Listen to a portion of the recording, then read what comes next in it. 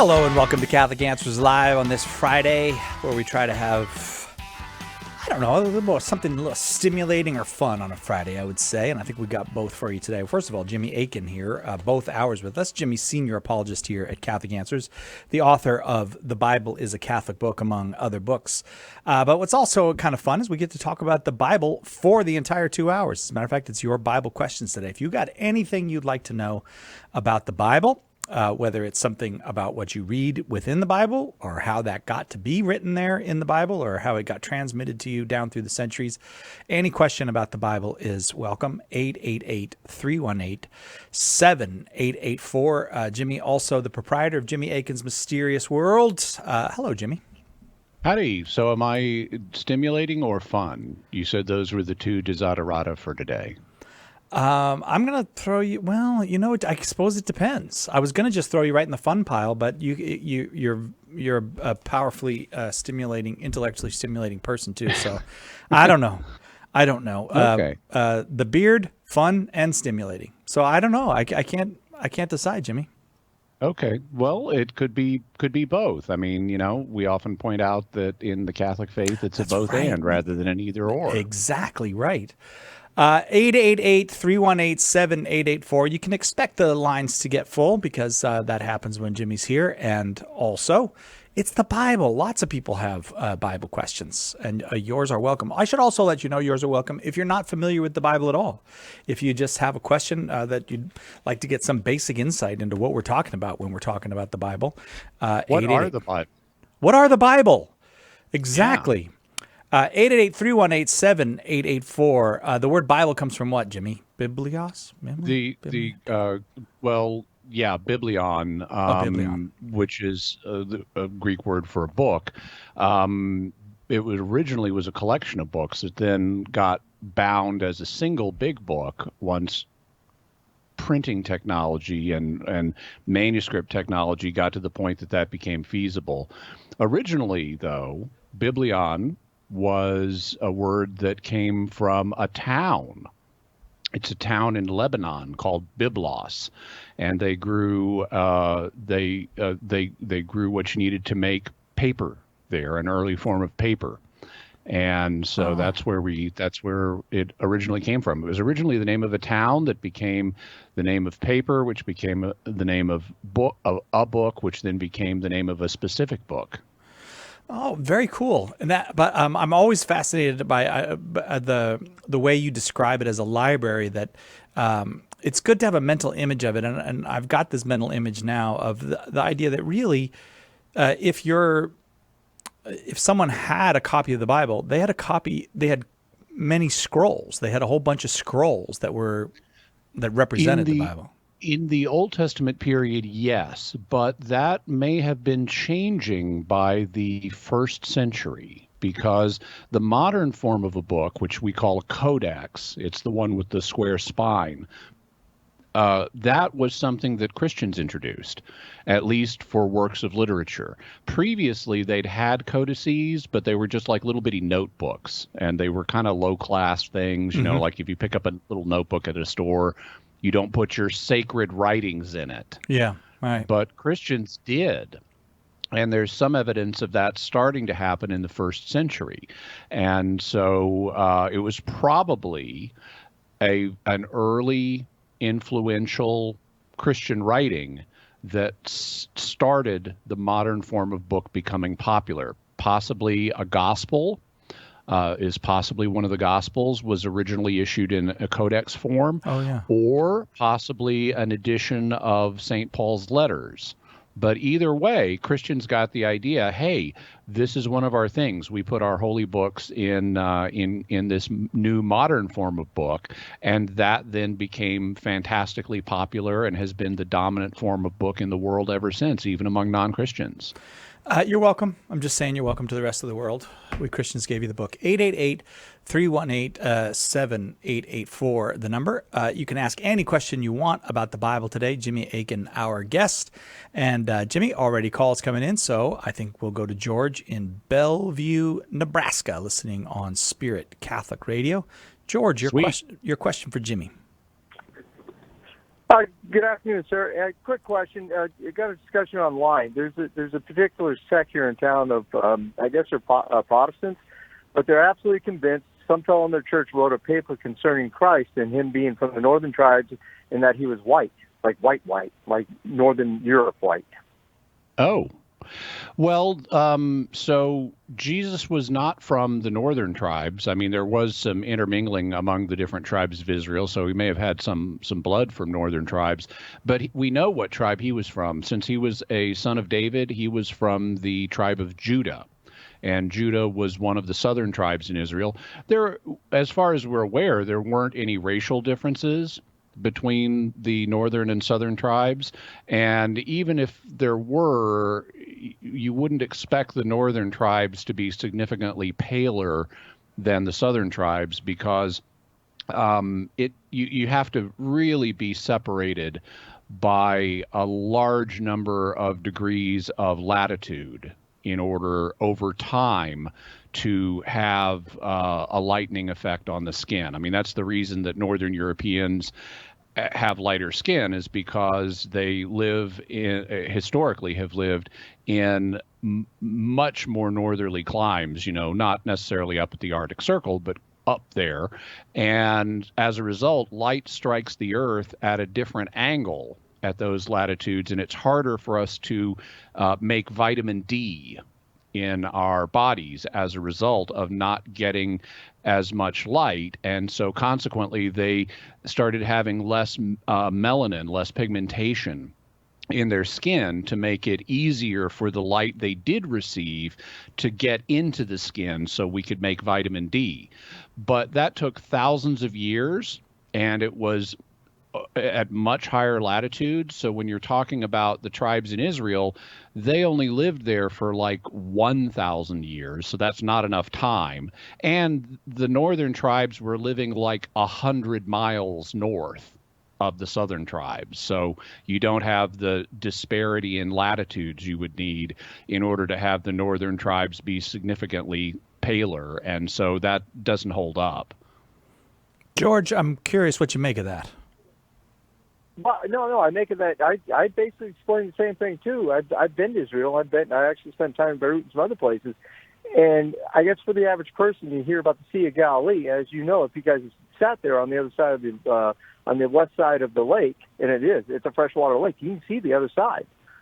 You've been to the River Jordan. Oh, I see what you're saying. It's not a vast expanse where people would be of different colors from one another. No, like between Europe and Africa or something. Right. It's a teeny little area. It's very, very small. I mean, at one point, Israel is something like 20 miles wide. Yeah. So it's a very small place. We should note that although because of where it is, it's at this junction between Europe and Africa and the Middle East, it's a natural travel corridor between those places. And so you did have people of other skin tones that came through there. And sometimes they even intermarried with Jewish people. In fact, at the time of Moses, it's recorded that Moses had a wife who was an Ethiopian. She was a Cushite, which means she would have been a black woman. And so at least in Moses's case, he married a person with a different skin tone. Also, the biblical patriarch Joseph would have done that because he went down to Egypt and there he married the daughter of an Egyptian priest, and the Egyptians have not fully dark, but more dark than Semitic people's skin. And so there was a different skin tone that got mixed in Joseph's descendants, which became the tribes of Ephraim and Manasseh, which incidentally were northern tribes, although by that point, 1,000 years later, the influence of one woman's genes would have been diluted by other things. But, we really don't need to get overly hung up about any of this because God doesn't care what your skin color is any more than he cares what your eye or your hair color are. George, thanks very much. The primary racial thing about Jesus is that he became part of the human race, which is pretty good news. He's God become one of us.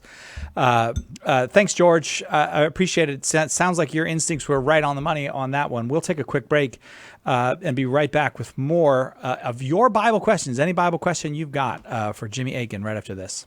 Catholic Answers Live. Are you a coffee drinker? If so, you can now enjoy a coffee roasted to perfection by the Carmelite monks of Wyoming. Delicious Mystic Monk coffee is roasted and prepared by monks in a hidden cloistered monastery and is available in over 25 varieties. All Mystic Monk coffees are works of perfection and labors of love. For more information on how to purchase Mystic Monk coffee, visit mysticmonkcoffee.com. That's mysticmonkcoffee.com. Underwriting for Catholic Answers Live is provided by Real Estate for Life. Real Estate for Life connects home buyers and sellers to real estate agents while supporting pro-life organizations. On the web at realestateforlife.org. Now there's a fast and easy way to get in touch with EWTN. The EWTN Everything number. Call 1-800-447-EWTN to get the latest information on programming, special events, pilgrimages, and more. Our EWTN Family Viewer Services representatives are ready to help you with whatever your needs may be. The EWTN Everything number. 1-800-447-EWTN. EWTN.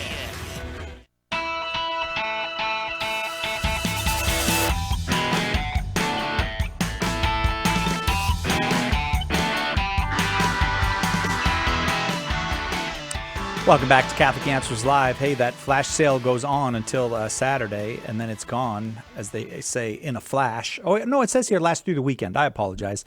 And the flash sale is this. Every single one of our 20 Answers books, whether it's 20 Answers Faith and Works or Protestantism or Bible Difficulties or any of the other 20 Answers books, we got them on just about any topic that you might want having to do with faith and the Christian life. They're all just $1 at shop.catholic.com right now. 20 Answers books, just $1 at shop.catholic.com. Jimmy Akin, our guest this hour. Jimmy is senior apologist here at Catholic Answers and the author of The Bible is a Catholic Book. And up next, we go to Northern Ireland, where Cal is on the line. Hang on, Cal. Cal, you there with us? Yep, I'm here. All right, very good. Your question for Jimmy. How do we know the prophets weren't lying? How do we know that they actually were prophets and they weren't just saying, like making it up? Right, okay. Okay. So in a variety of ways, number one, the prophets that are honored as prophets in Scripture made true predictions that go beyond random chance. And in fact, making true predictions was one of the criteria for identifying prophets. At one point in the book of Deuteronomy, God is talking to the Israelites about how they're not to use the ancient equivalent of mediums to learn, like conjure up the dead, mediums and sorcerers, and that's not how they're going to get their information.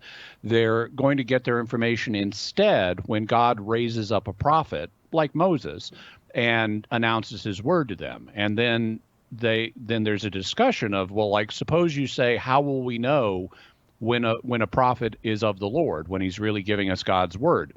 And God gives them two tests. The first test is a doctrinal test. So one of the things that God has revealed is that you're not to worship any other gods. You're Israelites, he's made a covenant with you, you're only going to worship the God of Israel. And so if a prophet, someone holding himself out to be a prophet, says, let's go worship other gods, well, that's in conflict with what God has already revealed. And so he's not giving you the word of God, he's just given you his own ideas. He's got false religious ideas, and so you don't listen to that guy. The second test dealt with, how do you know he's not just making it up? How do you know he's saying something that's doctrinally orthodox, but it's just his imagination, or he's hoaxing or something like that? And the answer there is a prophet would appoint a sign, meaning he would make a prediction that couldn't be expected naturally to come true. Now, if you make certain predictions, like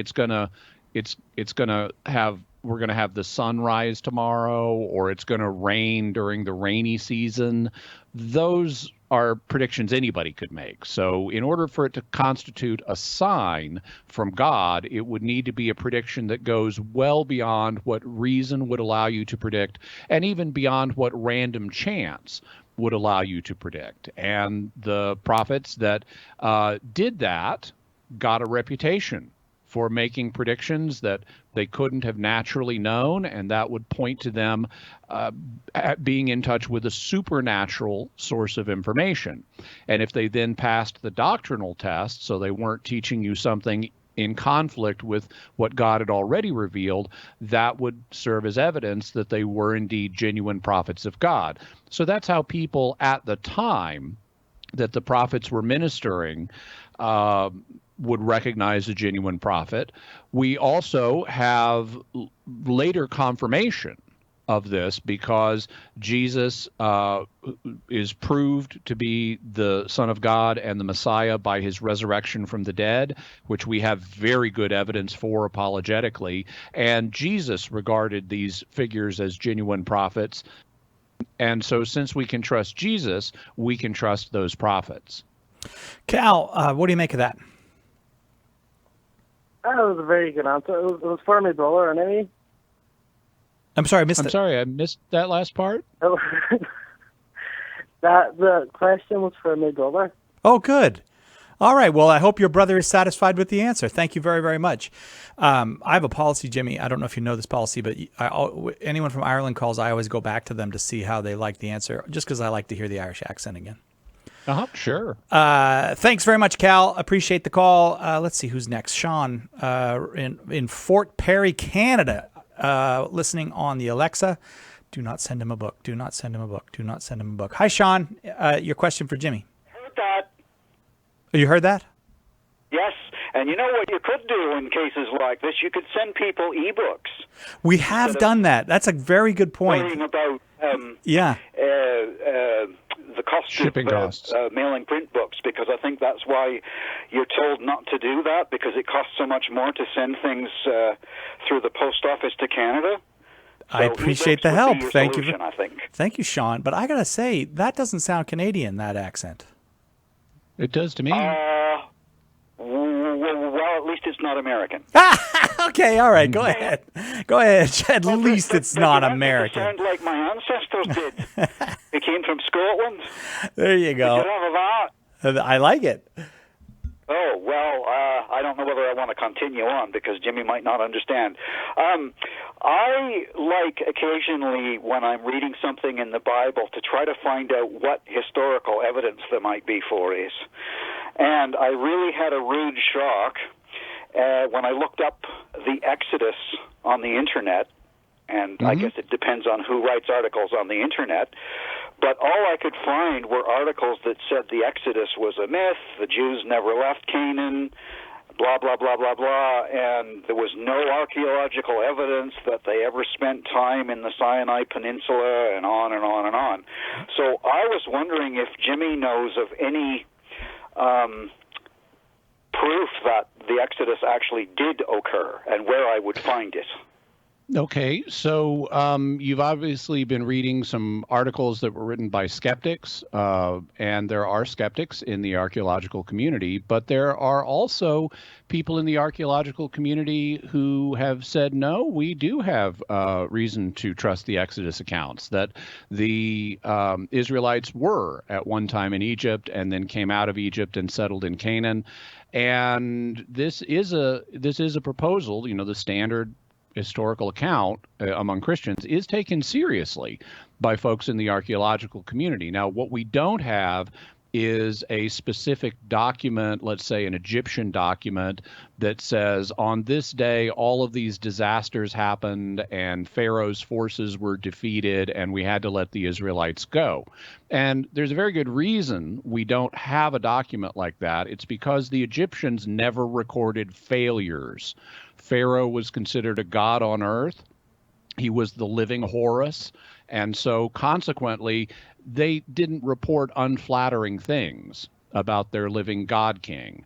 And so what happens when you read accounts of campaigns in warfare that they would have, well, they didn't always have a successful military campaign, but they don't say we got defeated here and had to retreat.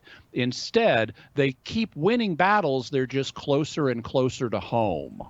And that's how they cover up the retreats they had to do. Oh, we won here, and then we won here at this closer place. So they simply don't admit when things go badly, because their goal as writers in Egypt is to glorify the God King. Now, we thus wouldn't to find an instance where they had to let a slave population go. That would be very humiliating. They wouldn't want to record that. But we do find evidence that many archaeologists have taken to be quite significant, that Israel was, for a time, at least in the 1200s BC, living as an unlanded people that had contact with Egypt. This information is preserved in a document found on what's known as the Merneptah stela. A stela is a kind of stone. It looks kind of like a tombstone. It's flat, but it's got a rounded top. That's what stelas typically looked like. And pharaohs and others in Egypt would set up stela to announce things about themselves, like if they had won battles, for example. And there is this one stela known as the Merneptah stela that talks about the people of Israel. It also talks about a bunch of other peoples. And it's saying, well, Pharaoh beat these people, and he beat these other people, and he beat the Israelites. And when it refers to the other people, it uses a very interesting symbol. In the way hieroglyphics works, you have a lot of words that kind of could be spelled the same. And so what you would do is you would put a little extra symbol at the end of the word to tell you what class this word belonged to. These are known as classifiers. They also use classifiers, for example, in American Sign Language. In this case, in Egyptian, they have classifiers for a bunch of different things. Like if it's a set of 3 flags on flagpoles, that's a classifier telling you this word refers to a temple, because they had such flagpoles at temples. One of my favorite classifiers is a tiny little bird known as the evil bird, because it indicates things that are evil, weak, or small. So I really like the evil bird.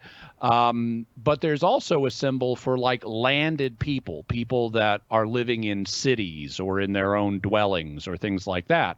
And that's not what we have when it talks about Pharaoh beating up on the Israelites. Instead, it uses a classifier that indicates an unsettled people that don't have their own land.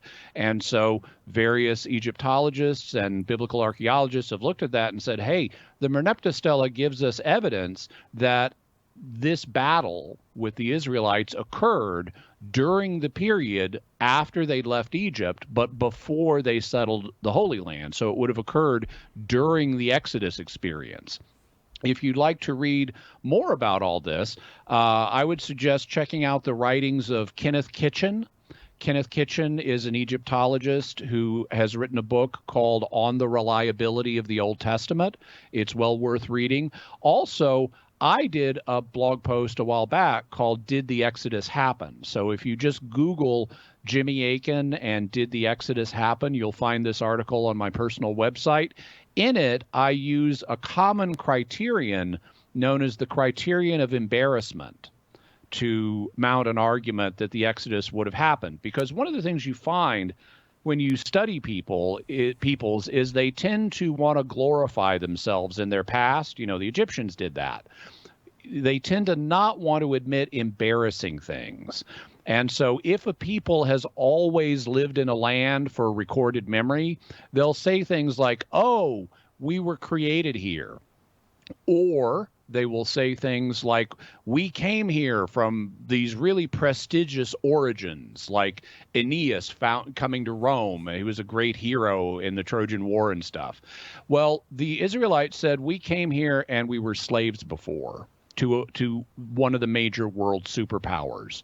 And we're here because we got really lucky. God had mercy on us, not because we're really impressive. And we had these humble slave origins. And that's not the kind of thing you would make up as part of your national myth if you were making up a fictional history for yourself. So I think the criterion of embarrassment itself provides significant evidence in favor of the Exodus. Thanks, Sean. Thanks very much. Appreciate it. We're talking Bible this hour and next with Jimmy Akin. Anybody can call with any question at all about the Bible. Whether you know the Bible well or hardly know it at all, your question is welcome. And whether it's a question about something that's in the text of the Bible itself, or a question as Sean's was about the historical circumstances of the Bible, the historical reliability of what we find in the Bible. Maybe you want to know about who wrote a particular book or all the books of the Bible. Who put this together. Questions about the Bible today with Jimmy Akin, they're all welcome from anyone. 888-318-7884. Call now. Catholic Answers Live. Catholic Answers Focus has a full day's supply of vitamins and minerals. Get it wherever you get your podcasts or listen anytime at CatholicAnswersFocus.com. This week, Father Hugh Barber joins us to consider what the Catholic Church actually teaches about racism.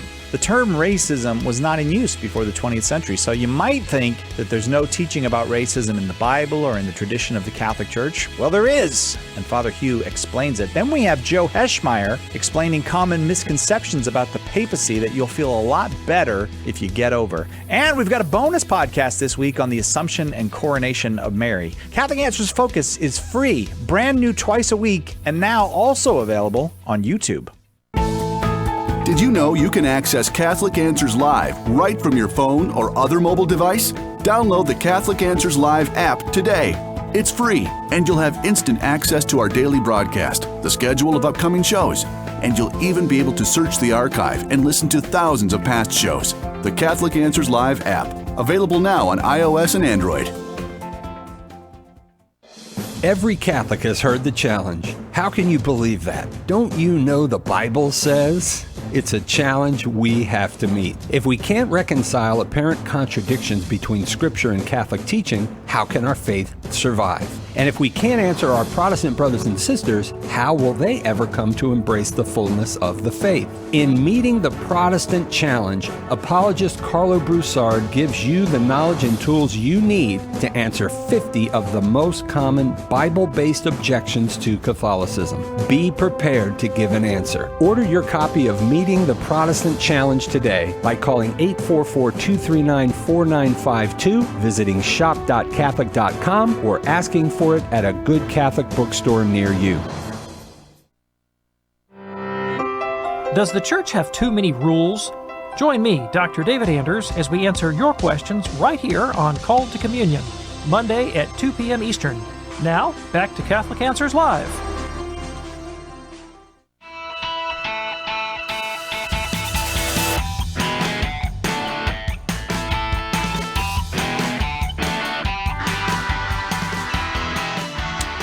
Welcome back. Catholic Answers Live. Jimmy Akin is our guest, and your Bible questions are welcome. 888-318-7884. Up next, John in Bloomfield, Michigan, listening on EWTN. John, you there with us? Hi. Hi, John. Your You question. guys hear me? Yeah, we can. Your question for Jimmy. Yeah, this is actually going to be a continuation of things I learned this week from Catholic Answers Live. Okay. I think it was Jimmy Akin. You were saying earlier this week, possibly yesterday, in Isaiah that there was something about Lucifer rebelled at the idea of serving humans. That wasn't me, but I can talk about that. But you also said something else about a choice between good and evil is a choice between love and not love. I think that was you this week, too. Yes, I did talk about that. So if I combine those two, then can I conclude that when Lucifer refused to follow God's order to serve humans, that's the moment where he stopped loving God? Well, if Lucifer's sin was to was connected with not serving humans or having an improper attitude towards humans, if that's what his first sin was, then yes, you could infer that he thereby stopped loving God by opposing God's will in this matter. Having said that, I would say a few things. The first one is we need to be cautious about trying to figure out what the devil's motives are, because even though we know they're bad, angelic minds far transcend ours, and their motives could be much more complex and subtle than what human minds in this life are even capable of conceiving of. There are passages, there is in particular a passage in the book of Isaiah that has been used by various Christians down through history to talk about the devil. And this passage does use the term Lucifer. Lucifer, though at the time did not mean the devil. Lucifer was the name in Latin. Lucifer is the name, it means light bringer. And so Lucifer is the morning star. It's the light bringer, because when you see the morning star above the horizon, i.e. the planet Venus, that means the sun's about to rise. So Venus, or the morning star, brings in the light. And consequently, it is a very famous star. The image of the morning star gets used in a variety of different contexts. For example, in the book of Revelation, Jesus is referred to as the morning star. And so just because you see someone being referred to poetically as the morning star doesn't mean you can say, oh, that's the devil. It's also used in other contexts. Sometimes Mary is compared to the morning star, and there have been other people as well. It's a poetic way of saying this person's really great and brought in an age of light. Well, when you read the book of Isaiah, you therefore need to say, well, who is being referred to as the morning star? And it's the king of Babylon. And the king of Babylon is being depicted as this really haughty individual who regards himself as like, I'm so great. I'm like the morning star. And he's a very proud individual, but the text identifies him as the king of Babylon, who is a human, not as an angelic figure. At least it's not obvious from the text that that's what's happening. And so even though Christians of various stripes have tried to use this passage to say it's talking about the devil, either that may not be the case or that may not be the whole story, because it can easily be understood to just refer to the human king of Babylon at the time. Now, it also could have an application to the angelic realm, so I'm not ruling that out. I'm just saying we need to be cautious here. Then there have been people in the course of Christian history who have speculated that maybe the devil's sin was he knew that Jesus was going to incarnate as a human being, and he found that distasteful, and so he rebelled at that idea. Well, maybe, or maybe it had some other motive connected with humans, but that's speculation. That's not a matter of church teaching. And personally, given the complexity of angelic intellects, my inclination is to slow our roll and not make too many assumptions about what the devil's motives were, because they're never clearly spelled out for us. Having said that, it's possible, and what we can say is that that the devil definitely, whatever his first sin was, he definitely lost the supernatural love of God, or the virtue of charity, when he committed his sin. Whatever it may have been, committing yourself knowingly and deliberately to something gravely contrary to God's will excludes the virtue of charity from your soul. It may not exclude other forms of affection, but it does exclude charity. And so the devil definitely lost that, whatever his sin was. Thank you, John. Appreciate the question. We're taking Bible questions today for Jimmy Akin. If you've got a Bible question, you're welcome to call 888-31-TRUTH. I'm going to go now to Jim in Ohio, listening on the Catholic Answers Live app. Jim, thank you for downloading the app onto your phone. Your question for Jimmy. No problem. I wanted to start by saying, unlike 2 callers ago, I'm not from Canada, so it's okay to send me a book if you want to. Okay, right. a hint taken, Jim. I'm a Oneness Pentecostal, and I'm currently enrolled in the School of Apologetics and enjoying it, even though I'm coming from a different angle there. My question is about the Bible character Nachshon or Nahshon that is mentioned, and he was at apparently rabbinical writings say he was at the parting of the Red Sea, and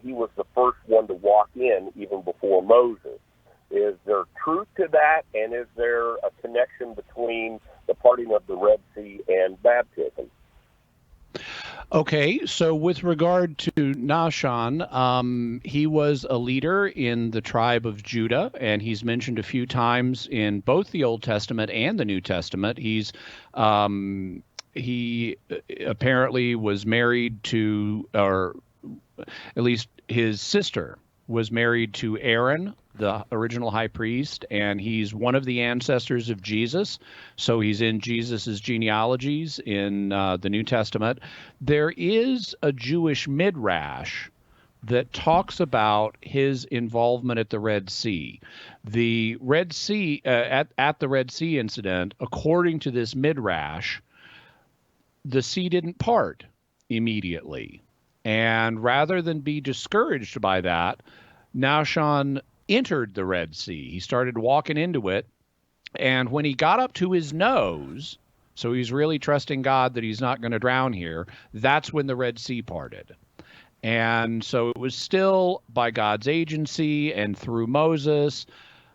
But there are a couple of reasons to be cautious about this story. The first one is it's a midrash. And a midrash is a kind of later Jewish elaboration of something you find in Scripture. And midrashim often are basically legends. I mean, they may convey a teaching lesson for us, like trust God even if it seems like things aren't going to work out. Trust God and it'll work out anyway. That could be one of the lessons you could draw from this midrash about Nahshon entering the Red Sea that wasn't appearing to part. So there can be a spiritual lesson there for us, but we shouldn't trust these as being historically reliable. There's a second reason why I would say that there's reason to be skeptical of this midrash as a historical reality, because it doesn't really correspond with what we read about the parting of the Red Sea in Exodus. Exodus says that God sent a strong wind that blew all night on the sea and pushed the water back. And that's actually a phenomenon that can happen. If you have a sustained high velocity wind, it can do things like this. So that suggests that the parting of the Red Sea was not simply something that happened when a guy waded into it up to his nose. Instead, it was a process that occurred over some time by this strong wind that kept blowing. And so I would be quite skeptical of the historical value of this midrash, however useful it might be for teaching a spiritual point.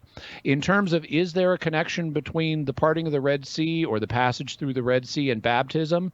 Absolutely, yes.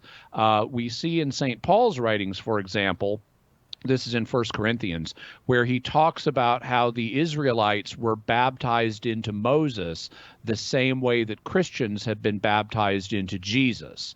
And when people have looked at that, they've said, well, what could Paul be thinking about? What kind of water experience occurred to the whole nation of Israel in connection with Moses that could be a parallel for the whole nation of Christians being baptized into Jesus? And when you say, okay, it needs to be something involving water, it needs to involve Moses, and it needs to involve the whole nation of Israel, well, that's clearly the parting of the Red Sea. And so at least the fact you entered through the Red Sea is something that also points in that direction. It's not like just getting a drink from Moses, like when Moses strikes the rock and water comes out so they can all drink. Well, that doesn't, getting a drink is not the same thing as passing through water the way that the Israelites passed through the waters of the two walls in the Red Sea. And so that's the more natural parallel to Christian baptism. And so down through the ages, Christian thinkers have identified the parting of the Red Sea and the passage of the Israelites through it as their liberation from the slavery of Egypt to be a type or a foreshadowing of the passage of Christians through baptism under the authority of Jesus as their liberation from, not from slavery in Egypt, but from slavery to sin. Jim, I really hope that's helpful for you. I want to give you a choice on your book because you said you are a oneness Pentecostal. I've got a 20 answers book called Bible Difficulties that Jimmy wrote, and that's just about Bible difficulties, difficult passages in the Bible. Or you can have Jimmy Akin's other book, The Bible is a Catholic Book. You call it, Jim. Which book do you want? Bible Difficulties. I've actually had the other book. Oh, you do? Okay. All right, Marie, can we send? All right, hang on the line, Jim, and Marie will get your information and we'll send you your book since you moved from Canada. We have to take a quick break. Jimmy Akin is our guest. Hey, we do have a free MP3 for you. Every month they try to have a free MP3 for you, and there's one available right now over at shop.catholic.com. If you get into conversations about your Catholic faith with Protestant brothers and sisters, Protestant friends, Protestant family members, you might want a little help with how do I go about talking about my Catholic faith in that situation. And that's what this MP3 is about, how to talk to Protestants about just those things. You can get it right now for free. You just download it at shop.catholic.com. This is Bishop Chad Zielinski from the Diocese of Fairbanks of Northern Alaska, and you are listening to Catholic Answers Live. EWTN, communicating the faith. I love EWTN. I look forward to Mother and saying the rosary with her every night. Before my mom passed away 2 years ago, I was in Ohio, she was in South Dakota. I would call her, we'd be talking and say, okay, time to say the rosary with Mother. And several times a month, I would stay on the line with my mom, and she and I would say the rosary together with Mother Angelica. God bless EWTN. EWTN. Live truth. Live Catholic. St. John Paul II stated that, for the disciple of Christ, evangelization is a duty, an obligation of love. And the Catechism of the Catholic Church states that evangelization is necessary for salvation. So we know we're called, but how do we do it? St. Paul Street Evangelization can help. To learn more, contact us at streetevangelization.com. That's streetevangelization.com.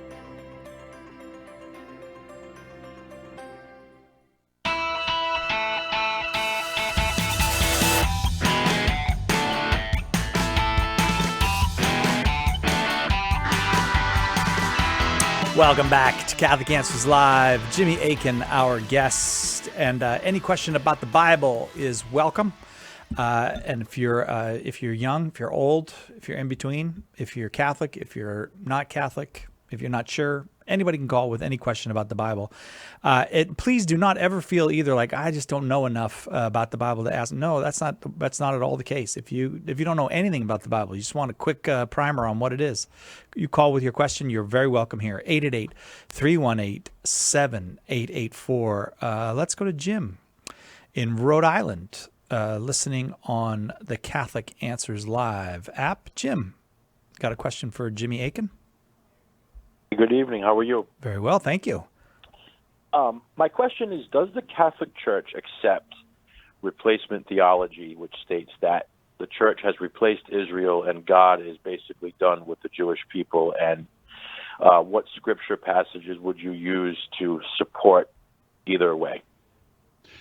So the Catholic Church does not accept replacement theology, not defined that way. It acknowledges that the Jewish people continue to have a special relationship with God and that they also have a role in God's plans for the future. In the book of Romans, for example, St. Paul talks about how one day all Israel will be saved, and while we have to allow for the for the use of hyperbole in texts like that, so it might not be every single Jew without exception, he does envision a day shortly before the resurrection of the dead, apparently, where there will be a large-scale conversion of Jewish people, and that will be one of the signs that the resurrection of the dead and the end of the world is about to happen. And so the church points to that. It's right there in Romans. Paul has a big discussion of the ongoing role of God's people, God's original chosen people, the Jewish people, in his plans. You can find that in Romans 9 through 11. You especially want to look at 11. Among other things in that set of texts, God it is said that God will never leave or forsake Israel because his gifts and calling are irrevocable, and he's given Israel certain gifts, and he's given Israel a certain calling, and he's not going to revoke that. So consequently, the church acknowledges that the Jewish people have an ongoing role in God's plans, and they have not simply been replaced. Now, there is a sense in which the church, which includes both Jews and Gentiles, so it's not an exclusively Gentile thing, but the church, which includes both Jews and Gentiles, is a new Israel. It's a new chosen people.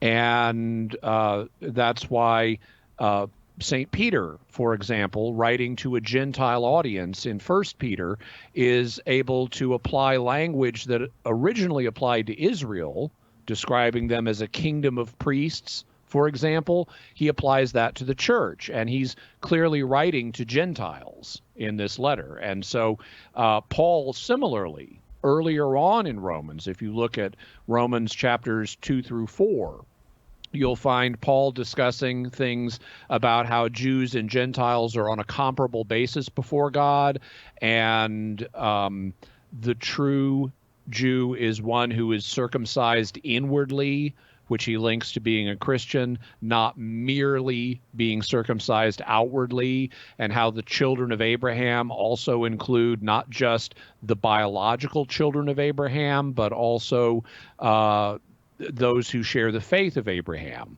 And so consequently, St. Paul sees overlap between the original chosen people of God and the new chosen people of God. They both have places in God's plan, and neither one of them has been deprived of its significance before God.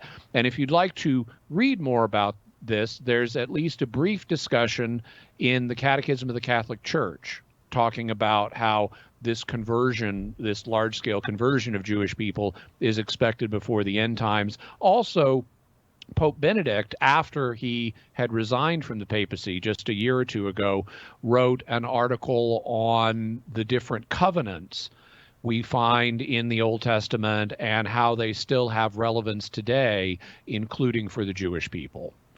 Jim, we'll leave it there. I hope that was helpful to you. Thank you so much. It's Bible questions for Jimmy Akin today. If you have a Bible question, you're welcome to call. I'm going to go to Noah right here in California watching on YouTube Live. Noah, your question for Jimmy. Hello, everyone. Thank you for everything you guys do. Thank you, Noah. I'd like to appreciate everything you guys do. I really do, bottom of my heart. You guys do an excellent job. Great instruments for God. My question is, in the Bible, by Lamech having two wives and Abraham have slept with a servant, how can we reply to someone wanting to understand this? Because in our time, it seems to be wrong to do this thing. Okay. So in the ancient world, like in the modern world, people do things that aren't always what they should do. And some of these even become cultural institutions. Like today, we have abortion. That's a unfortunately deeply rooted cultural institution that we've been spending decades now working to overturn. And while we've made progress, unfortunately, babies are still being killed. And so a lot of people in our day just aren't willing to accept what the church teaches about abortion. Well, in the Old Testament, they had a variety of different practices, not all of in the ancient Near East, that didn't fully correspond to God's will. Jesus points out that some of these had to do with marriage, because at one point he's challenged about can you just divorce your wife? For what reasons can you do that and then be able to marry someone else? In other words, when is it okay to divorce? And Jesus says, actually, this isn't God's will. And a discussion arises about, well, why did Moses say then that if a man divorces his wife, he needs to give her a bill of divorcement, a kind of written document to prove she's not legally married to him anymore? And Jesus says, well, God let Moses give you this commandment because your hearts were hard. In other words, divorce and remarriage was a deeply rooted cultural institution in ancient Israel at the time of Moses. And since people weren't willing to give it up, God was willing to tolerate it.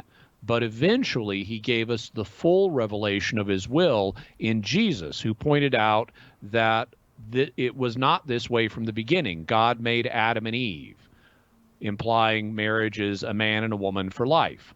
He didn't make Adam and Eve and Barbara so that Adam could have a second spouse in case things with Eve didn't work out. Well, if you can infer from this, from Jesus's argument here, that because God only created Adam and Eve, he didn't mean for divorce, you can also conclude that he didn't mean for polygamy to be the case either, because again, it's Adam and Eve, not Adam and Eve and Barbara. And so he didn't create a second wife for for Adam. And consequently, we can infer that really God's will for the question of polygamy, just like the question of divorce, is to be found in how he set up mankind in the beginning. And it's also confirmed just by simple biology. In our species, the number of males and the number of females that are born are almost identical. So for practical purposes, if you're having people marry, there's not a surplus of women to allow for polygamy. If you have a single man taking multiple wives at once, he's depriving other men of those wives. And so just the birth rates in humanity suggest monogamy. Also, the Bible is quite realistic when we see instances of polygamy, polygamous family situations. When they're discussed in detail, it tends to note there are problems. Look, for example, at the conflicts between the patriarch Jacob's wives and concubines. There can be home ruckuses when you get rivalries going between the different wives and who gets the husband's affections and attentions and things like that. So even though God was willing to tolerate polygamy for a time, just like he was willing to tolerate divorce and remarriage, that wasn't his full will, as it had been revealed in the beginning and as it was once more revealed through Jesus Christ. Does that make sense, you know? Yeah, it makes sense. And I kind of like see it like also so the descendants of like people like, I don't know, like spreading the earth, maybe the reason why maybe God chose that way. I don't know, like that's what I kind of understand also. Well, except it really doesn't. Having polygamy really doesn't help increase the net population unless you've got a severe shortage of males, because women can only give birth to a baby every 9 months or so. And so it doesn't matter how many husbands, it doesn't matter how many men, how do I want to put it? It doesn't, introducing polygamy into a society is not going to increase the net birth rate unless you have like a vanishingly small number of men. If there's a man for every woman, which is the way human birth rates work, then you will maximize your population just fine with monogamy. Noah, appreciate the call. Thank you so much. Jimmy Akin is our guest. Jimmy, of course, is senior apologist here at Catholic Answers. He's the author of Bible Difficulties that we mentioned earlier. That's a 20 Answers book, and he's also the author of The Bible is a Catholic Book, among many other books. He's here to take your Bible questions today. If you have a question about the Bible, what's in there, or how it got in there, you are welcome to call. Whether you're a believer or not, you are welcome. 888-318-7884. 888-318-7884. And if you want to get Jimmy's book, Bible Difficulties, all the 20 Answers books on sale through the weekend, just $1. So you can get Bible Difficulties, have it sent to your house, just $1. Just go to shop.catholic.com.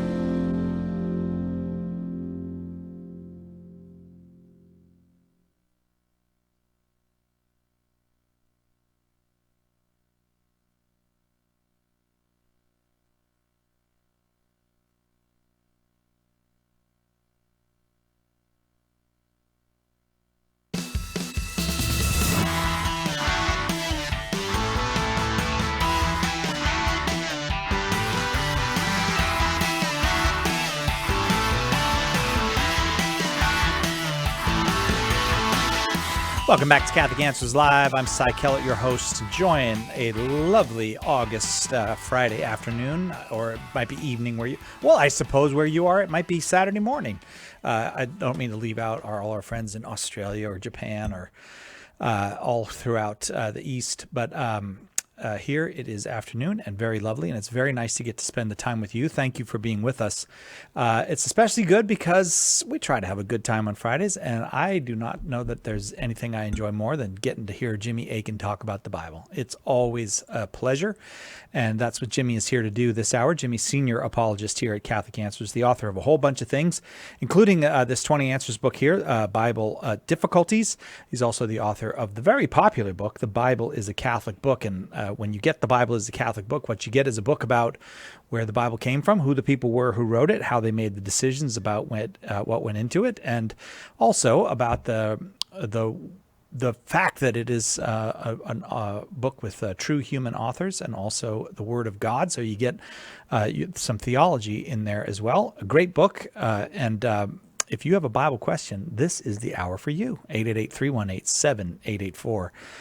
Jimmy, I know you already told us yesterday, but I'm sure there's people listening today who weren't listening yesterday. What's on Jimmy Akin's Mysterious World?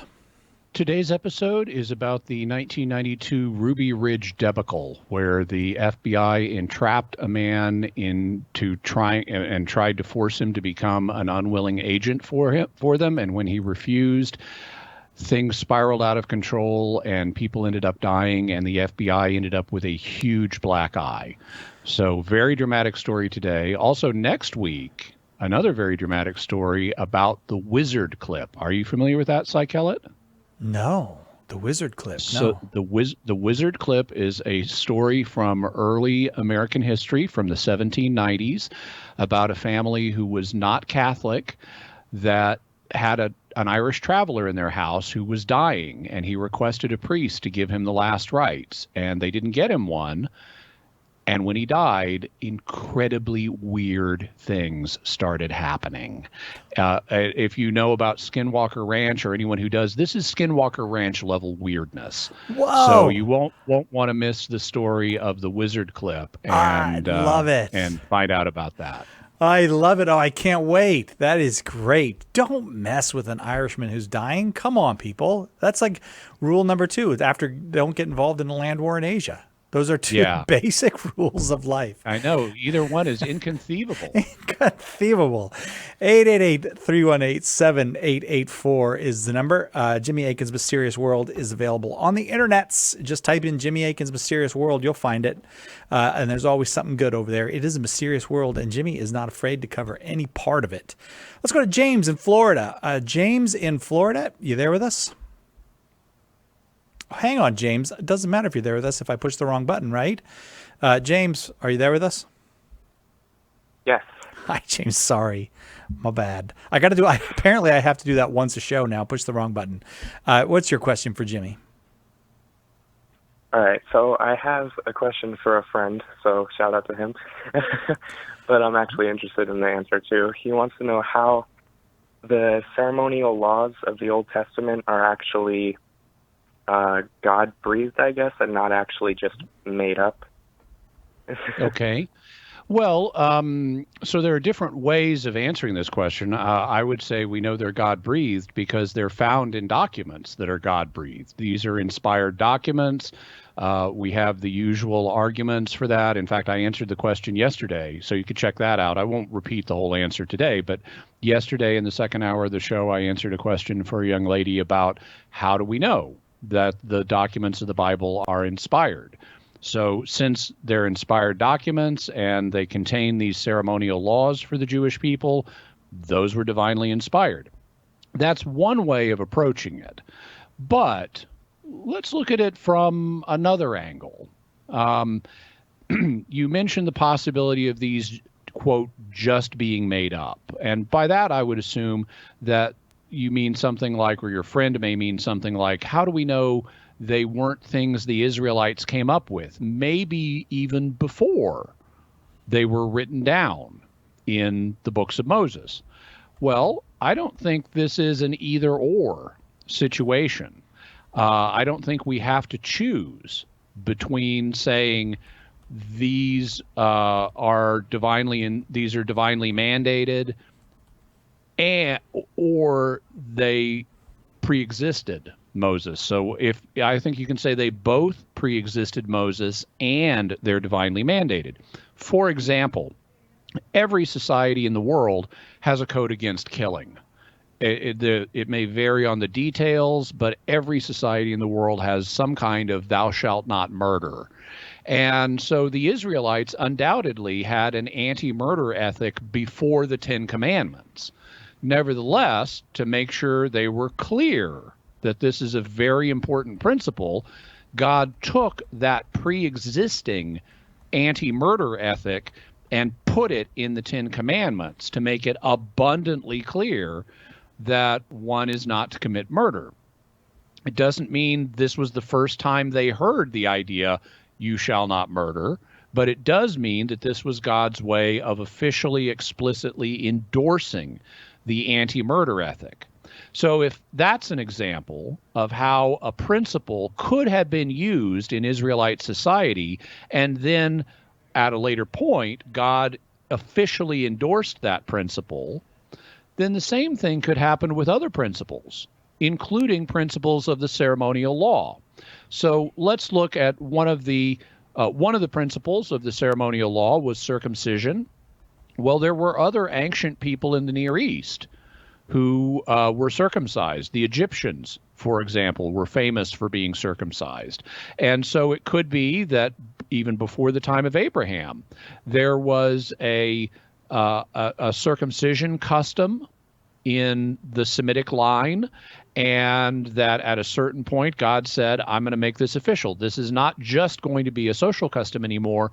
It's going to be a sign of my covenant with these people. And so once again, God could have taken a pre-existing custom that, say, Abraham already had knowledge of. I mean, he'd even been to Egypt, and said, okay, now I'm going to take this institution that already exists and I'm going to give it a special mandate for you, Abraham. And so you and your descendants now need to be circumcised.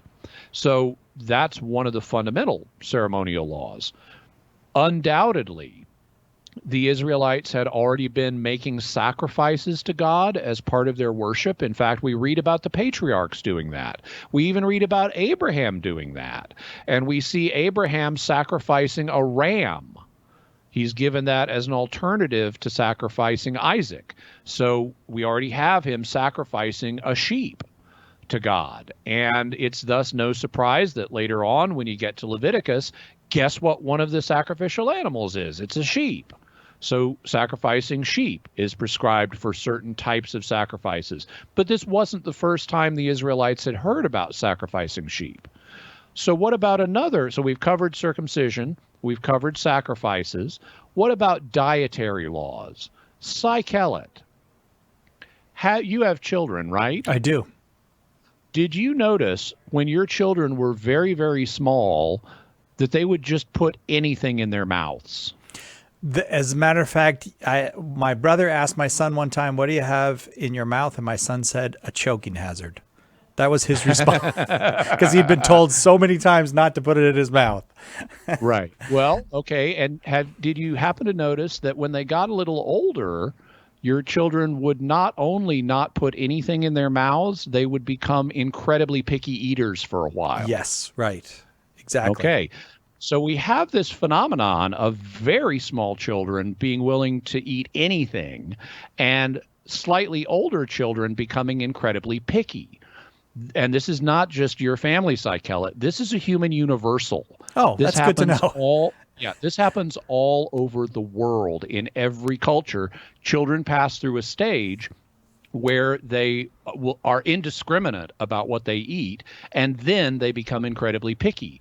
And scientists have investigated this and tried to figure out why this is the case. Well, humanity has spread all over the globe, and there are very different kinds of food that are available in different parts of the world. If you're an Eskimo and all you've got is blubber and meat, and you don't have apples and oranges, well, then you need to be able as a baby to get adapted to eating blubber and meat. On the other hand, if you're in a part of the world where you don't have blubber and you don't have a big meat supply, but you do have vegetables, you need to be able to adapt to eating the vegetables. And so that explains why children initially are willing to eat anything, because they're born into a region of the world they, on the genetic level, do not know what kinds of food are going to be available there. And so they need to be able to just eat anything, because any kind of food might be available where their parents are raising them. But it's not safe to just eat anything. And so there needs to be some process that once the local foods have been identified and the child knows that these are the safe ones, that stops them from eating things that might be dangerous. And so, indeed, there is apparently a genetic switch in human beings that flips at a certain age and turns you into a highly picky eater. Because now that you've learned from your parents what foods are safe, you don't want to be eating just anything because it might be dangerous. And so that explains why cultures have different food preferences and different food taboos. Because if a given food is not on the menu you grew up eating, like if you're Jewish, the idea of eating pork is going to be, icky pork, right? You know, because you didn't grow up with that. As a non-Jewish American, there are various foods that are served in parts of the world that I find icky.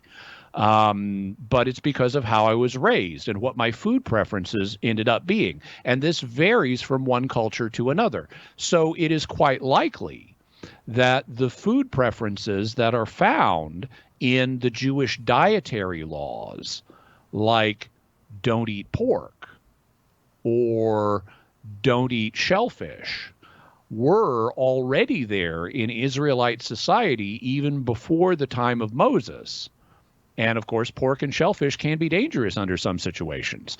So because they weren't part of ancient pre-Mosaic custom, they were naturally icky to people at the time of Moses. And in codifying the Mosaic law, the sacred authors took those pre-existing customs and mandated them as part of the identity markers to help keep Jewish people separate from other peoples, the same way they took circumcision and the various sacrifices and mandated those as a way of insulating the Jewish people from other cultures. It didn't mean these practices weren't already there and they were hearing about them for the first time, but it did mean they got mandated to mark the Israelites out as a separate people so God could work with them and train them in his will, and they wouldn't be as tempted by their pagan neighbors.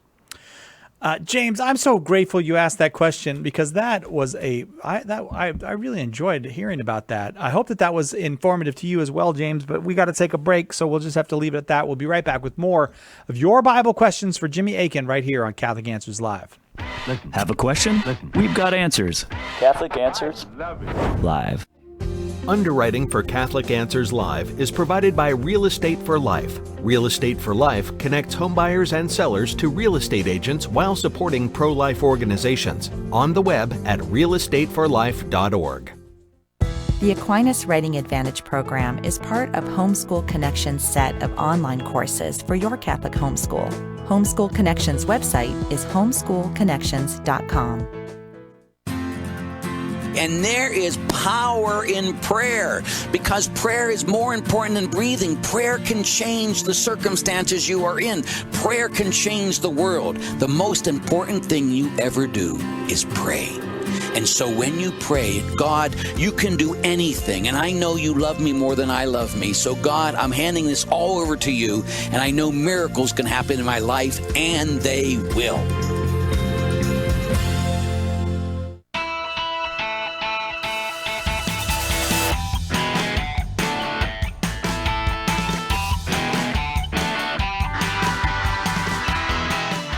Welcome back. It's Catholic Answers Live. I'm Cy Kellett, your host. Jimmy Akin is our guest. And Bible questions are welcome. If you've got a question about the Bible, we never have a time where there's a shortage of Bible questions. It's never happened. Where the lines just stay full, which makes me happy. People taking an interest in the Bible. And Jimmy, happy to take your question, whether you are well-versed in the Bible and have a very specific, maybe even technical question, or if you're brand new to the Bible or are unfamiliar with it completely and would just like a question answered about it, you're welcome to call 888-318-7884. Up next, Kevin in Portland, Oregon, listening on the Catholic Answers Live app. Kevin, your question for Jimmy. Hi, how are you today? Very well, thank you. I have a question. It's with our profession of faith, and it's something that's just kind of bothered me when I was reading it, because I know the profession of faith, every single bit of it, all the words are in there specifically. This is the minimum what you must believe if you are a Christian. You can't debate any of that. Now, here's the question. In there are three people who are mentioned in the profession of faith. I understand Mary and I understand Jesus, but why is Pontius Pilate given a spotlight in our profession of faith? Well, so in part, now there have been different editions of the Apostles' Creed that have been used down through the years. It didn't spring up all at once, and we have some earlier editions of it that predate the one that's in common use today. I would have to check to see if Pontius Pilate is mentioned in the earliest version we have. He may or may not be. But one way or another, he ended up there for historical reasons, not because he's an essential item of faith, but simply because he's part of the gospel story. And in terms of why he would get mentioned, he doesn't have to be mentioned, because he's not mentioned, for example, in the Nicene Creed, and he's not mentioned in the Athanasian Creed, and he's not mentioned in some other creeds. He happens to be mentioned in this creed. And if you want to say, well, why did the authors of the creed choose to include him? It's a matter of speculation. But I can offer you some speculations. One of them is because it helps people root Jesus's death in history, because he's not like a mythological figure like Horus that lived in some, nameless time, before humanity. He's rooted in the reign of this Roman official. That's when it happened. Another reason they might choose to mention Pontius Pilate, people back then would have known who he was better than people today, because they were living in the Roman Empire. The Apostles' Creed was a creed based in the city of Rome. That's where it was used as a baptismal creed. So people in Rome would have heard about Pontius Pilate more than people in other parts of the world. They would have known, oh, okay, Pontius Pilate, he was governor of Judea in the reign of Tiberius Caesar. The second reason that I can imagine them wanting to mention Pontius Pilate specifically is because he's the one responsible for crucifying Jesus. The crucifixion of Jesus was one of the central events of our faith, and it was a wicked act even though it's part of God's will to allow this, it was a wicked act on the part of Pontius Pilate, and the creed authors wanted people to remember who was responsible. It was this guy. In fact, there's a play by British mystery author, Anglican but favorable to Catholics, part of the Inklings. Dorothy. Nope, it's not coming to me. Dorothy Sayers. She wrote a radio play about the events of the crucifixion. And the part where Pilate's wife shows up and says, have nothing to do with that innocent man because I suffered much in a dream because of him? Well, she imaginatively lets us hear what that dream included. And it's billions of voices saying, crucified under Pontius Pilate. Crucified under Pontius Pilate. Isn't that clever? Yeah, and so the fact that it was in there preserved the memory of who in the Roman government was responsible for this, and who on the human level, could have stopped it. of course, it was going to happen because of divine providence, but Pilate gave his consent to this. Also, if you think about it, well, you've got Jesus. He's the main subject under discussion in the creed, although the Father and the Holy Spirit are obviously mentioned, but most of the creed is devoted to Jesus.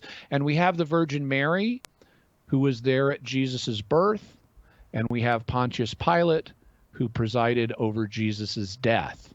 And so the two other figures serve as bookends for Jesus's life. His birth and his death were the two key events of his earthly ministry, and so you get these two figures being singled out for mention, one of whom gave him life and the other of whom gave him death. Thanks, Kevin. Appreciate that question. It is your Bible questions for Jimmy Akin this hour.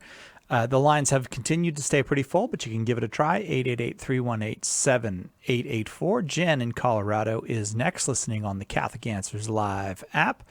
Hi, Jen. You got a question for Jimmy? Hey there. Yeah, I have two questions. One is actually from my son. You're talking about picky eaters. I'm right there right now. He's 5 years old, and we say the rosary. When we do the Apostles' Creed, he's starting to say it with me now. And when he says the part about Jesus descending to hell, his question is, why did Jesus go to hell if he wasn't a bad man? So I need to unpack that for a child. Let's do that one first. In English, in the language we speak, hell did not originally mean the place of the damned that sinners go to. It originally just meant the place of the dead. So everybody who died went to hell. But that didn't mean they suffered there. They might go to a good place, but because hell was just the name of the place of the dead, where all the dead people go, the fact that Jesus died means Jesus went to hell the way we used to use the word hell.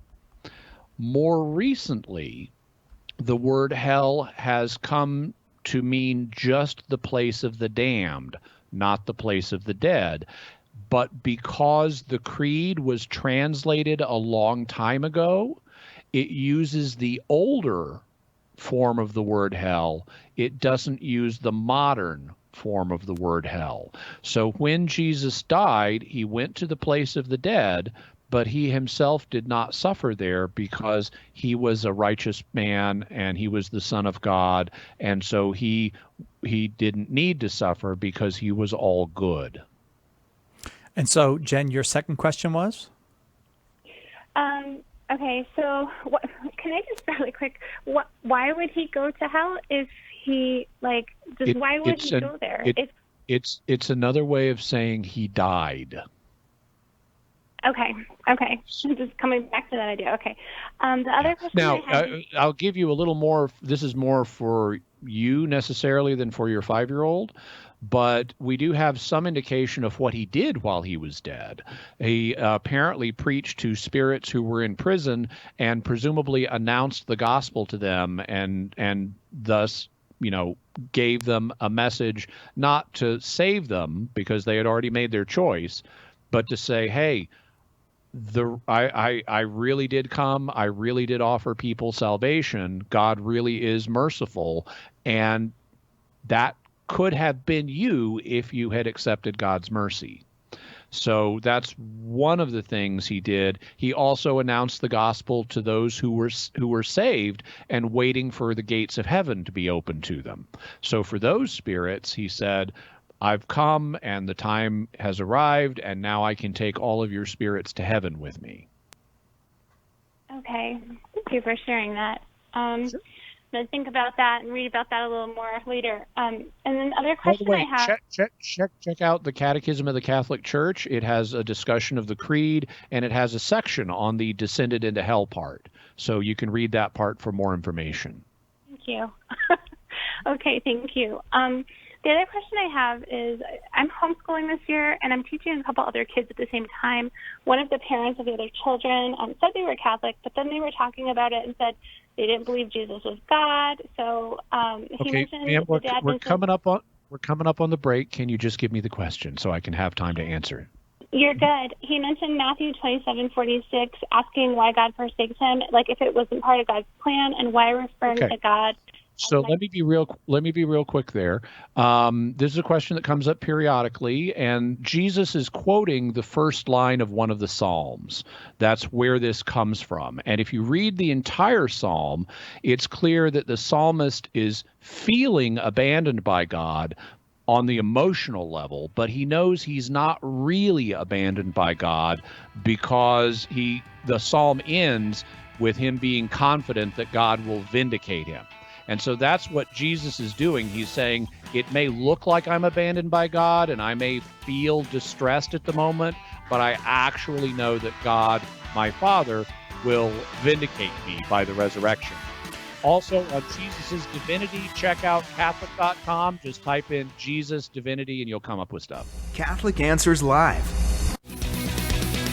Catholic Answers Focus has a full day's supply of vitamins and minerals. Get it wherever you get your podcasts or listen anytime at CatholicAnswersFocus.com. This week, Father Hugh Barber joins us to consider what the Catholic Church actually teaches about racism.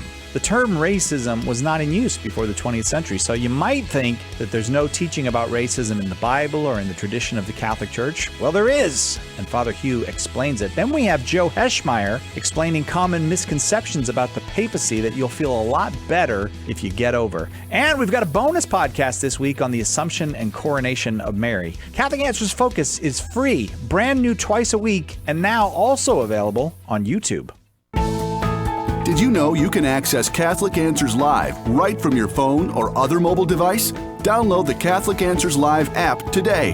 It's free, and you'll have instant access to our daily broadcast, the schedule of upcoming shows, and you'll even be able to search the archive and listen to thousands of past shows.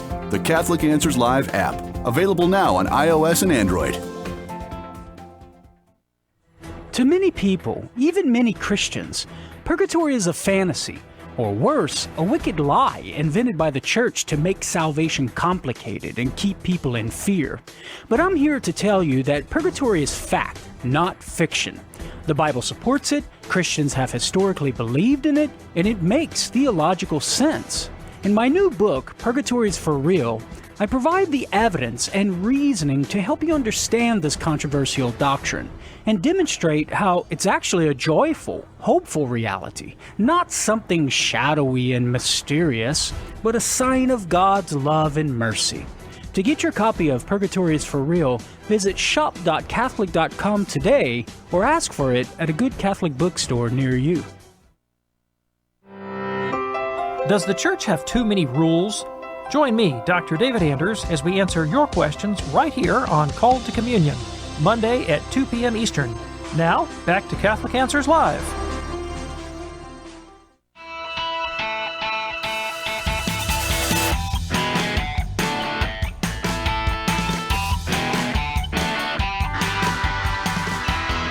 Welcome back to Catholic Answers Live. On this Friday afternoon, Jimmy Akin is our guest, and we're talking about the Bible. And I will let you know, amazingly, a few lines have opened up. So if you've got a Bible question and you've been wanting to ask it, 888-318-7884 is the number. If it's easier for you, 888-31-TRUTH. And now we go to Emma in Hayden, Idaho. Emma, your question for Jimmy. Hi. I first got to ask, did the shirt fit, Jimmy? I want to thank you. You sent me a shirt, and I've got it, and I haven't tried it on yet, but I'm looking forward to doing that. And I will let you know. And that's nice. I live really close to Ruby. Yeah. Well, I live really close to Ruby Ridge. I've been up there a bunch hucklepicking, so I'll be really interested. Wait. In seeing your podcast today. Okay, it's today, so you can get it today. You've been what picking? Yep. Huckleberry? Oh, huckleberry. Oh, okay. I didn't hear what you said. I got you. Oh, that's good. And thank you so much for the shirt. Thank you for the shirt. I really appreciate it. You're welcome. I'll post a picture on Facebook when I try it on. Oh, good. My question is, when in the Levitical law, God was really specific about the priests and what they, everything down to what they wore and how to clean their garments after the blood sacrifices and their exact duties. But Jesus doesn't say anything like that to the apostles. And I'm just wondering why. Well, because Jesus, among other things, knew that the Old Testament priesthood was going to be coming to an end, at least in terms of its ritual duties. Now, there are still people who are descendants of Jewish priests. The Jewish word for priest is Kohen. And so when you meet a person named Cohen, that person may be a descendant of a Jewish priest. And they do have some functions. If you're a Cohen, you have certain functions that you're allowed to perform in the synagogue. But they're not the ritual sacrificial functions, because the temple worship system was destroyed when the temple was destroyed in AD 70 by the Romans, and Jesus knew that was going to be happening.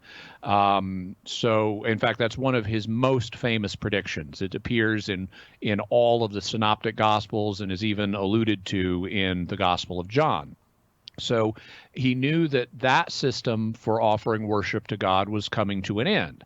And that leaves the question, okay, well, so what kind of system is Jesus introducing?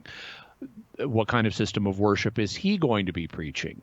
Well, he acknowledged the validity of what was being done at the temple up to that point, but he wasn't simply introducing a new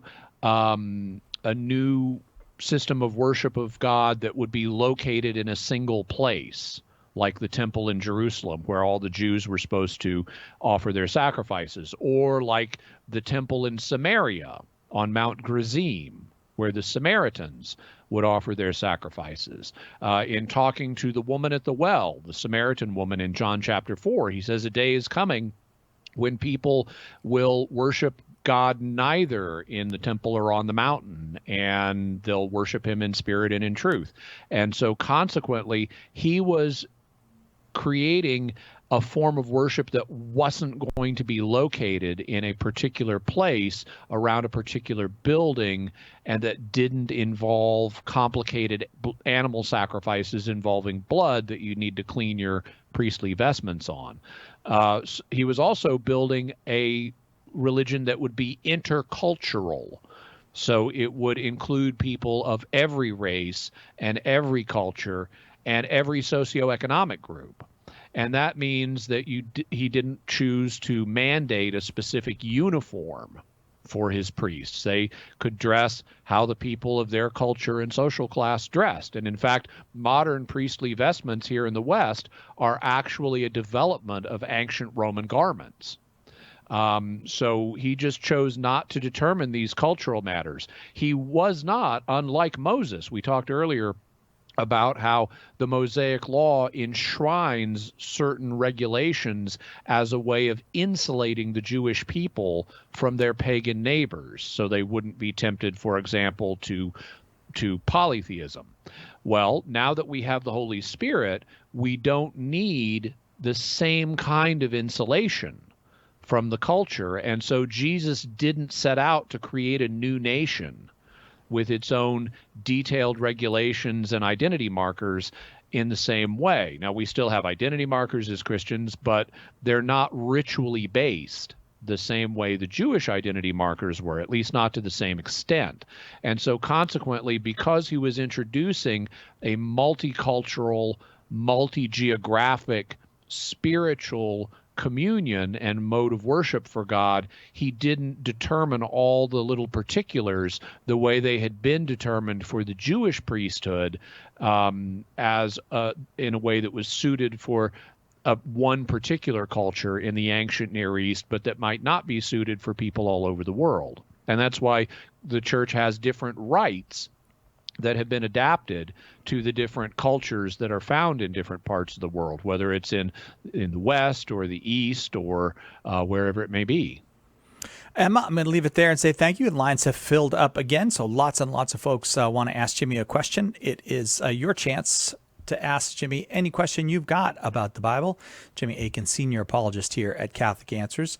We go now to Brandon in Bowling Green, Ohio, watching on Facebook Live. Brandon, thanks for being with us. Your question for Jimmy. Hello, Brandon? Nope. Hello. Oh, hello, Brandon. Hi. You are on I'm the air, calling in. Brandon. My question. Okay, go ahead for Jimmy. My question is, when reading the Bible, how do we determine when the authors are using either figurative or poetic language versus when they're making more either historical or literal claims or instructions? So there are several principles that can be used to sort this question out. It's a good question that we do need to ask when we're reading Scripture, because Scripture is not always using one mode of language or the other. Sometimes it's using symbolic language, sometimes it's using figures of speech. On the other hand, sometimes it's being quite literal. So we have to exercise discernment in figuring out the passage that we're reading. And there are a variety of principles. Now, I can't give you a full course in hermeneutics right now. That hermeneutics is the study of how to interpret a text. But I can give you some general principles. One of the things, kind of a top-level principle, is if you're reading Scripture or any other text, and something sounds strange, unexpected, or even impossible in the ordinary course of affairs, then that's an alert that one of two things is happening. Either it's symbolic or it's a miracle. Now, that's just a hint, though. It might actually be neither. There are strange things that happen that are neither symbolic nor miracles. But if you run across something and it says Jesus turned water to wine, well, that's either, that doesn't happen in the ordinary course of affairs. And so that's a clue that you're either looking at a symbol or a miracle. In that case, it's a miracle. One of the ways we know that is because of the nature of John's gospel. It's a historical document. But Jesus does use symbolic language, even in the Gospel of John. He tends to do that when he says things like, I am the door of the sheep. Well, he's not literally a sheep gate. So, that's one where it's pretty easy to spot, okay, he's actually being symbolic there. He's using a figure of speech when he says, I am the gate of the sheep. On the other hand, when he says that you need to eat his flesh and drink his blood in John chapter 6, he's queried about that. People have this reaction and they say, oh, how can that be true? And he could easily at that moment have said, upon being challenged, I'm just using a symbol, guys. In fact, he had done something like that. If you read the other Gospels, at one point he warned the disciples against the leaven of the Pharisees. And when they thought, oh, he must be warning against the leaven of the Pharisees because we didn't bring any bread, Jesus says, oh, come on, guys, I meant their doctrine. I was being symbolic in that case. But when he says you must eat his flesh and drink his blood, and he's challenged about that, well, how can that be? He doesn't say, come on, I'm just being symbolic. I mean, you need to spiritually feed on me. Instead, he doubles down, and he's willing to lose disciples over this. And he keeps doubling down. And John tells us that some of his disciples who had been traveling with him left at that point. So Jesus was willing to lose disciples over this. He even turns to the 12 and says, do you want to go too? He's effectively drawing a line in the sand for the 12, saying, if you can't accept this, you can't be my disciple. So the fact he keeps doubling down on this, when in other contexts he said, I was being symbolic, that suggests he's not being symbolic here, that he is being literal. And so eating his flesh and drinking his blood is something that involves a miracle, not simply a symbol.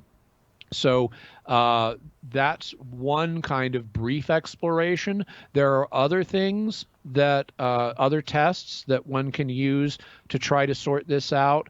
Very briefly, there are literary forms that occur on kind of the large scale, like parables, and it's fairly easy to recognize it when Jesus is telling a parable. In prophetic books, where you have discussions of the future, you frequently find symbolic and or poetic language. In the Psalms, that is a book of poetry. The Psalms are song lyrics. One clue that's actually not in the original biblical text, but that will be a help in a lot of English Bibles, is they will often set off poetic texts that may be more obvious in the Hebrew or Greek. They'll set off poetic texts within special indentations to say this is a poetic text, and so that's also a clue. Another thing you need to be aware of is the distance between when a text was written and the time period it's describing. Because the later a document is written, the less information is available about a distant time period. So if you're reading something that was written centuries after the event, it's more likely that there's some historical reconstruction going on. And so the book of Genesis, I think, was written around the time of King David or King Solomon, about 1000 BC. But it describes vastly earlier time periods, and there's probably some historical reconstruction and some more figurative speech being used. And so the Catechism acknowledges that in the early chapters of Genesis, there are genuine truths, but they are sometimes being conveyed to us in a symbolic way. So through a kind of collection of these different tools that are available to the interpreter, we can often figure out whether a given text is meant to be literal or meant to be symbolic. Yeah. And I'll leave it there because we do have to take a break. Thank you so much for your question, Brandon. Jimmy Akin's our guest, and it's all Bible questions today. More Bible questions coming up right after this. I do want to let you know, because they've been doing these daily deals, that we've got one today. If you want to be prepared to defend your faith, the Essential Catholic Survival Guide is a great book for you, and it's on sale 50% off today. So until midnight Hawaii time, just go to shop.catholic.com, get yourself a copy of the Essential Catholic Survival Guide for 50% off. There's only one Catholic Answers Live. The wisdom of Mother Angelica. You know, I have never seen women who want to be equal absolutely degrading themselves. And yet the media degrades your nature, your beauty as a woman, your goodness. Let us pray at some point our dear Lord touches their hearts. For more information on Mother Angelica, visit Religious Catalog at EWTNRC.com. We have a big problem.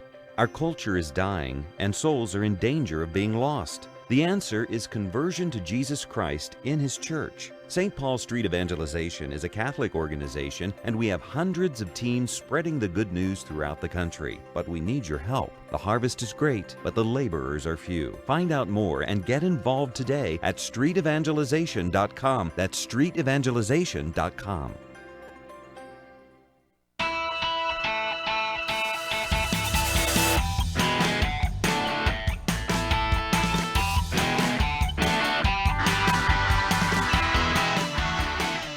Welcome back to Catholic Answers Live. I'm Cy Kellett, your host. Jimmy Akin is our guest. Lots of folks on the line with Bible questions, so we're just going to work our way through those Bible questions. Let's go to Michael in Omaha, Nebraska, listening on Spirit Catholic Radio. Michael, your question for Jimmy.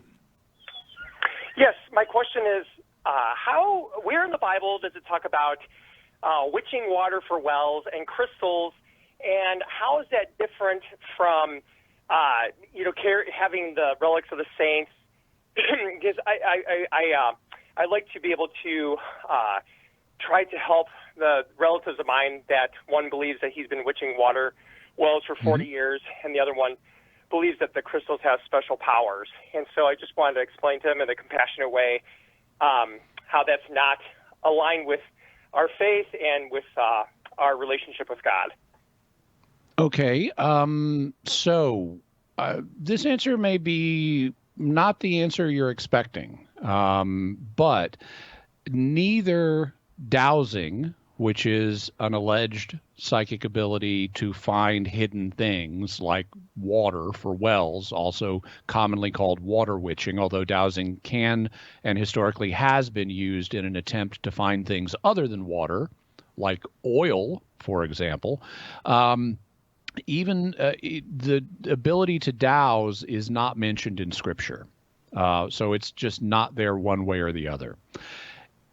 Neither is the idea that crystals have special powers.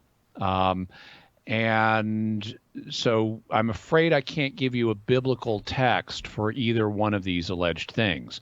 What I can do is recommend an article that I wrote. It was the cover story of a recent issue of Catholic Answers magazine on Thomas Aquinas and the occult. Also, I did, if you look up Jimmy Akin's Mysterious World online or in your favorite podcast app, I recently did a two episodes on St. Thomas Aquinas and the occult. And the reason is that when we don't have a biblical text or a church document that tells us definitively this is what we need to believe, this is part of the faith, and we don't on dowsing or on the idea that crystals have certain abilities, we need to fall back on principles that will allow us to sort out the issue. And it's not as clear always as you might think. In the case of crystals, one of the things I point out is that, at least according to the medical science of St. Thomas Aquinas' day, various gemstones and other materials were thought to have a purely natural effect on various conditions. For example, Aquinas talks about how gold can be used as a treatment for depression, that it improves mood. He also thinks that, I believe it's sapphires, well, maybe it was rubies, but I believe sapphires can be used to stop bleeding.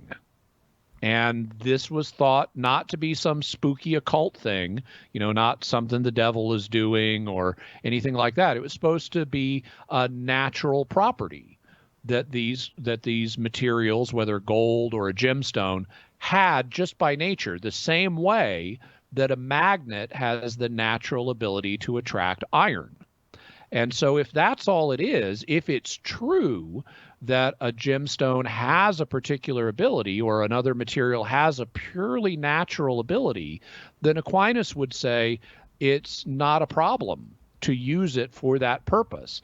And in fact, medical science has discovered that some materials actually do have natural abilities to treat certain conditions. For example, copper and zinc are both antimicrobial.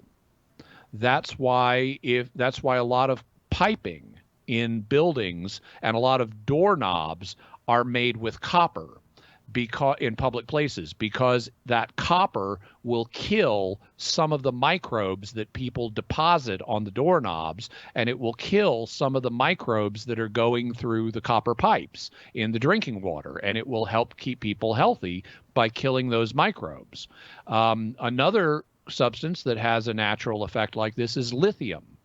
Lithium is element number 3, and it turns out that people who take lithium who have manic depressive disorder, it will moderate their manic and depressive phases. So if people who are manic depressive or have bipolar disorder, as it's also called, will be oftentimes prescribed lithium as a way of moderating their moods. So if it turns out to be true that a given substance has a therapeutic effect purely naturally, it's okay to use it. Now, the question then becomes, what evidence do we have that a given substance, let's say a crystal, actually has this effect? Well, there we've got a question that's really a matter for science to investigate. So if your friend is saying that crystals have a given effect, you're perfectly able to challenge them and say, okay, show me the scientific evidence, because it's not like people haven't studied this. where's the scientific evidence that crystals have whatever power you're claiming they have? And if they can produce a study that says, okay, this kind of crystal does something, well, then you'd want to take the evidence seriously. You'd want to ask, is this junk science, or, how good is the evidence really? But you wouldn't want to dismiss it as automatically contrary to the faith. We want to be open to the findings of science. On the other hand, I'm not aware of any good scientific studies that say crystals have certain powers like this. So I think that the odds of them coming back with such a study or set of studies is probably pretty low. But what I would recommend is the article I did on Thomas Aquinas and the occult, to kind of sketch the principles that you would want to apply both to dowsing and crystals, and also the 2 episodes of Jimmy Akin's Mysterious World that I did on Aquinas and the occult that go through those principles in more detail. Okay, Michael?